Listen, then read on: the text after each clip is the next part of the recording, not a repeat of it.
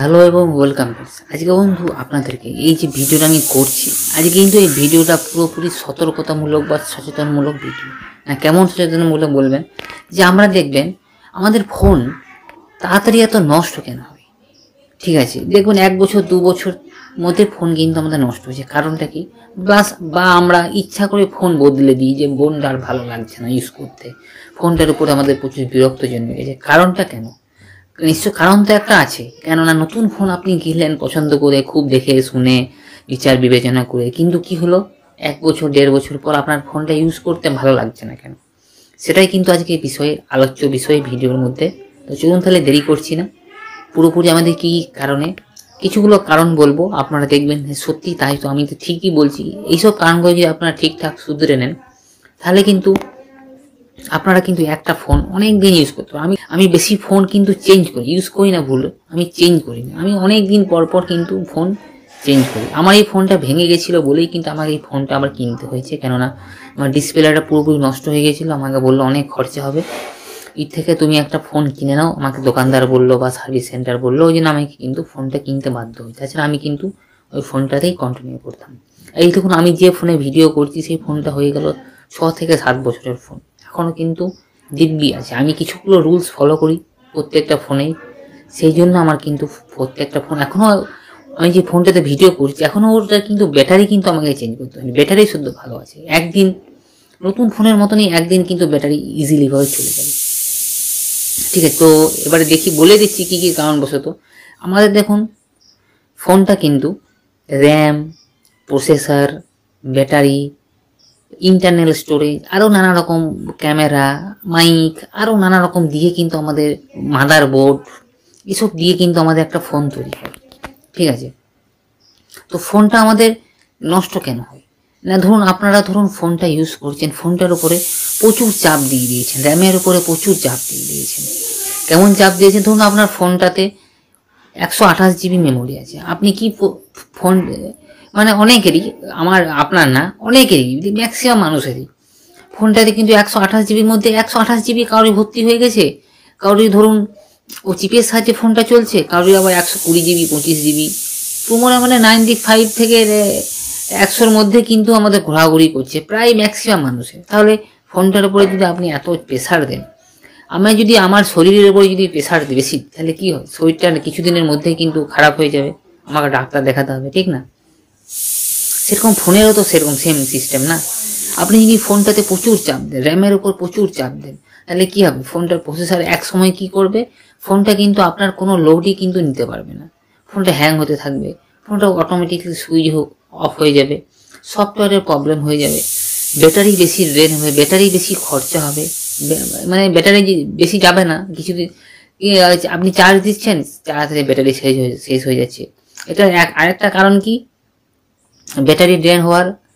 আরেকটা কারণ কি, আপনি ধরুন উল্টো পাল্টা চার্জারে ফোনটাকে চার্জ দিয়ে দিচ্ছেন। আপনাকে সবসময় মনে রাখতে হবে একটা জিনিস কিন্তু, ঠিক আছে, কি আপনার যেটা অরিজিনাল চার্জার, মানে আপনি যেটা বক্সের সাথে পেয়েছেন, সেই চার্জারেই কিন্তু আপনাকে চার্জ দিতে হবে। এখানে কিন্তু আপনাদের একটা প্রশ্ন হতে পারে যে দাদা বা বন্ধু, এখন তো ফোনে কোনো চার্জারই দিচ্ছে না, তাহলে আমি কি করে করবো? পারে যে বন্ধু, এখন তো ফোনে বক্সের সাথে কোনো চার্জার দেয় না, তাহলে আমি কি করে অরিজিনাল চার্জারে চার্জ করব? আপনাকে কিন্তু সেটাকে দোকান থেকে কিনে নিতে হবে, বা আপনি যদি আগে ওই কোম্পানির ফোন কোনো দিন ইউজ করেছেন, সেই চার্জার থেকে অরিজিনাল চার্জার আপনার কাছে থাকবে, ওই চার্জ থেকে কিন্তু আপনাকে চার্জ দিতে হবে কিছু। হ্যাঁ, সেটা আপনি বলতে পারেন যে কোনো কারণবশত বা হঠাৎ করে 1-2 দিন আপনি চার্জ দিতে পারেন অন্য চার্জারে, কিন্তু রেগুলার বা কন্টিনিউ আপনি কিন্তু অন্য চার্জারে চার্জ দিতে পারেন না। এতে কি হবে না, আপনার যে বোর্ড আছে, প্রসেসর আছে, প্লাস আপনার যে ব্যাটারি আছে, ওগুলোতে প্রচুর চাপ পড়বে, আপনার ব্যাটারির ওই চার্জটা নিতে পারবে না। প্লাস আপনার বোর্ডও কিন্তু ওই চার্জারের রিলেটেড কিন্তু বোর্ড আপনার নাও হতে পারে। আপনাকে দেখে নিতে হবে যে ওই চার্জ রিলেটেড আপনার বোর্ড কিনা, মানে ওর যে ভোল্ট, সেই ভোল্ট আপনার ফোনের যে মাদার বোর্ড সেটা সহ্য করতে পারবে কিনা, সেটা কিন্তু আপনাকে অ্যাট ফার্স্টে দেখে নিতে হবে। না হলে কিন্তু আপনার ফোন অচিরেই কিন্তু খারাপ হতে থাকবে, বোর্ড শর্ট হয়ে যাবে, ব্যাটারি ফুলে যেতে পারে, নানা রকম সমস্যা কিন্তু সম্মুখীন আপনি হতে পারেন। ঠিক আছে, এটা কিন্তু মাথায় একদম রাখতে হবে।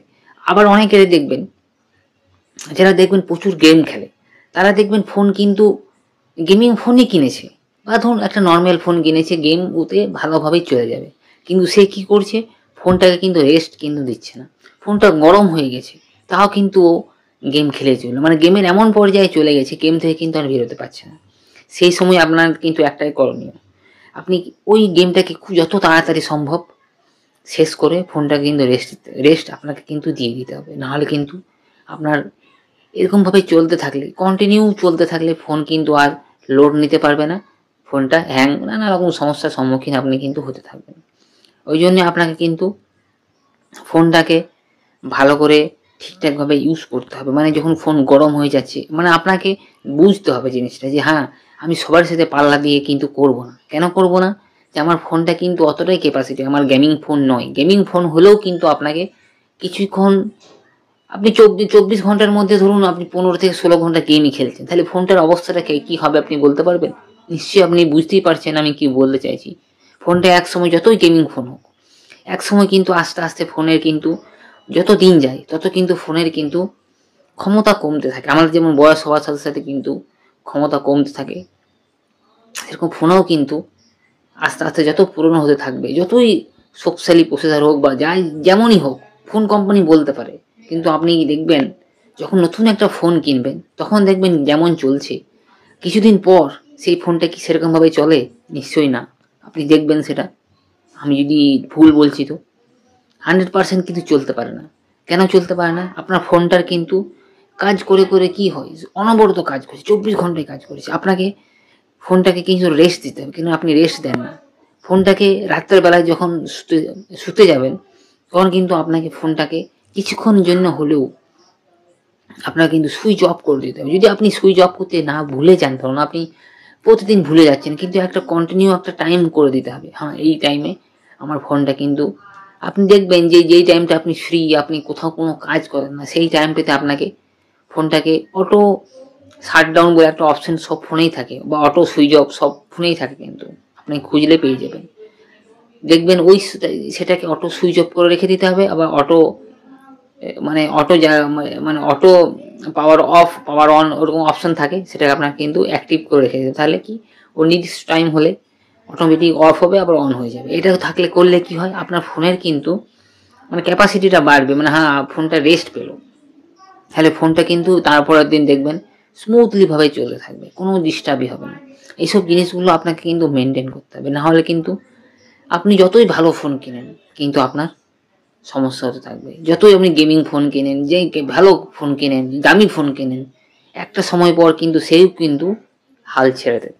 আর একটা জিনিস আপনি খেয়াল রাখবেন, এই জিনিসটা খুবই ভাইটাল জিনিস, কি আপনার ফোনে সফটওয়্যার আপডেট চলে এসছে বা কোনো আপডেট চলে এসছে, আপনি ফোনটা আপডেটটা দিচ্ছেন না, দীর্ঘদিন যাবৎ আপডেটটা দিচ্ছেন না, এতে দেখলেও আপনার কিন্তু phone hang, lag, battery drain, নানা রকম সমস্যার সম্মুখীন হয়। আপনার হ্যাঁ একটা জিনিস আপনি করতে পারেন, ধরুন আপনার আজকে আপডেটটা এলো, আপনি 2-4 দিন 5 দিন আপনি ইন্টারনেটে সার্চ করলেন যে এই আপডেটটা নিয়ে, যে আপডেট করে নিই ফোনটায়, তাহলে কোনো ইস্যু আসবে না তো, green line option, green line display green line হয়ে যাবে না তো, আপনাকে কিন্তু সেটা সার্চ করে নিতে হবে। যখনই দেখবেন যে না ও সবাই মানুষ মানে আপডেট আসা মাত্র সবাই দেখবেন ইউটিউবে কিন্তু আপডেট কিন্তু দিয়ে দেয় যে না কোনো সমস্যা নেই, আরও ফাস্ট হয়ে গেল, আরও এইসব ফিচার্স পেলো, কোনো টেনশন, কোনো আপডেট করতে হবে, এইসব জিনিসগুলো কিন্তু ইন্টারনেটে সবাই দেয় যারা টেক রিলেটেড ভিডিও করেছে, ঠিক আছে।